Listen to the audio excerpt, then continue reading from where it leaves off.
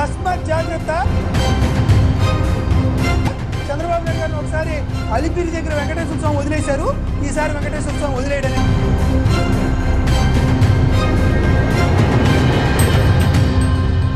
అందరికీ నమస్తే, welcome to ground report. నేను నవీన్. ఏపీలో చంద్రబాబు నాయుడు సీఎం అయిన తర్వాత ఏపీలో పెట్టుబడులు ఎలా తేవాలి, ఆంధ్రుల కలగా ఉన్నటువంటి అమరావతి, పోలవరాన్ని ఎలా పూర్తి చేయాలి, కొత్త పరిశ్రమలు ఎలా తీసుకురావాలి అని ఆయన రోజుకి 18 గంటలు పనిచేస్తున్నారు. 14 లక్షల కోట్ల అప్పుల్లో ఉన్నటువంటి ఆంధ్రప్రదేశ్ని మళ్ళీ లాభాల్లోకి ఎలా తేవాలి, ఏపీ ప్రజల్ని ఏ విధంగా ఒడ్డున పడేయాలి అని ఆయన పనిచేస్తున్నారు. దీన్ని మనం రోజు కల్లారా చూస్తూనే ఉన్నాం, ఆయన యొక్క రివ్యూలని చూస్తూ. ఇది ఎలా ఉంటే ఏపీని అప్పుల్లో కూర్చేసినటువంటి గత వైసీపీ ప్రభుత్వం దీనికి రివర్స్లో చంద్రబాబుని ఎలా అంతమొందించాలి, భూమి మీద లేకుండా ఎలా చేయాలి అని ఆ పార్టీ నాయకులు స్కెచ్లు వేస్తున్నారా అనేటువంటి అనుమానం రాకపోదు.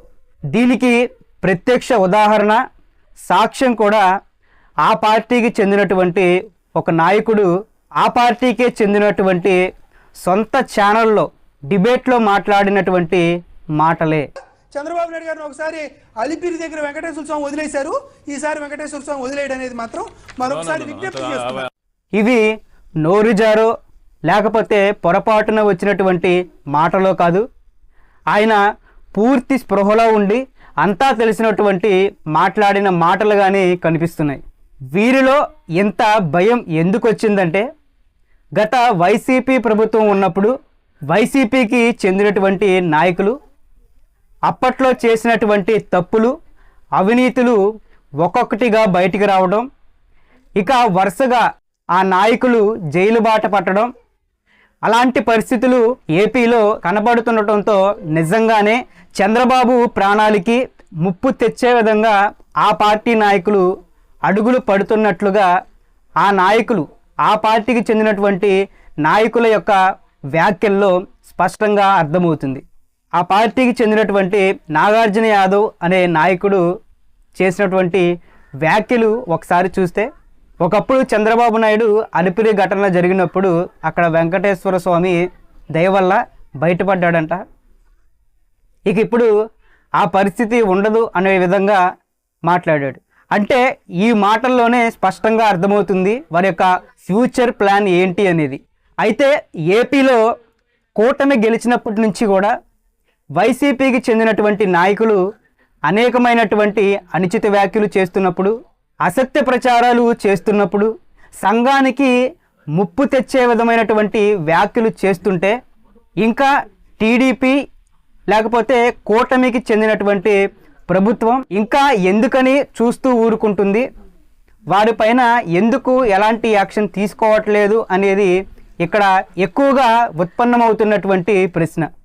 అంటే వీటన్నిటినీ చూస్తూ ఊరుకుంటే ఏవో చిన్నవలే కదా అని తీసిపడేసి వాటిని వదిలేస్తే అవి తీవ్రతరమయ్యి హద్దులు దాటే పరిస్థితిగా మారేటువంటి అవకాశాలు ఉన్నాయి. నాగార్జున యాదవ్ ఎవరైతే ఇటువంటి వ్యాఖ్యలు చేసిన వ్యక్తి ఉన్నాడో అతను చేసినటువంటి వ్యాఖ్యల్ని తేలిగ్గా తీసిపడేటువంటి మాటలు కాదు.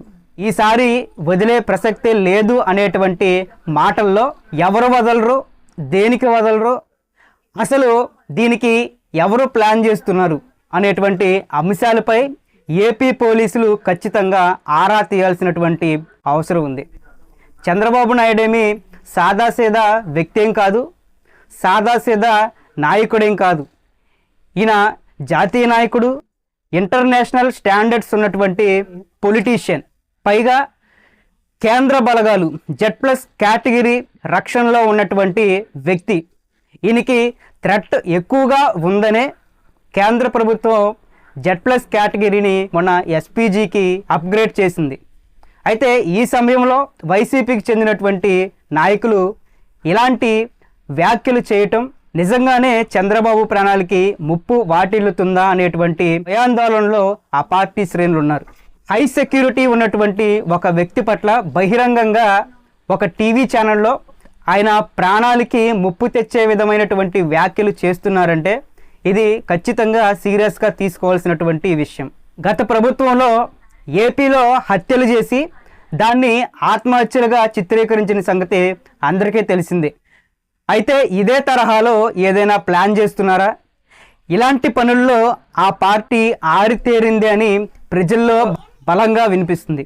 అయితే ఇలాంటి వ్యాఖ్యల్ని, ఇలాంటి సంఘటనల్ని కూటమి ప్రభుత్వం టేక్ ఇట్ ఈజీగా తీసి పడేస్తే భవిష్యత్తులో ఎవరికి ఇష్టం వచ్చినట్టు వారు ప్రవర్తించేటువంటి పరిస్థితులు నెలకొనేటువంటి అవకాశాలు ఉన్నాయి. గతంలో వైసీపీ ప్రభుత్వం చేసినటువంటి అరాచకాలు, దాడులకు ఏపీ ప్రజలు భయోందోళనకు గురయ్యి ఆ పార్టీ వద్దని ఇప్పుడు కూటమి పార్టీని గెలిపించి అధికారం తీసుకొస్తే ఇప్పుడు కూడా వైసీపీ పార్టీ యొక్క ఆగడాలు, అనుచిత వ్యాఖ్యలు ఆట కట్టించకుండా ఉంటే ఏపీలో ప్రశాంత వాతావరణంలో ఉండేటువంటి పరిస్థితుల్లో ఇక్కడ ప్రజలు ఉండరు. చంద్రబాబుకి నిజంగానే ప్రాణహాని ఉందా? ఒకవేళ ఉంటే ఎలాంటి హాని తలపెట్టబోతున్నారు? ఆ విషయాలపై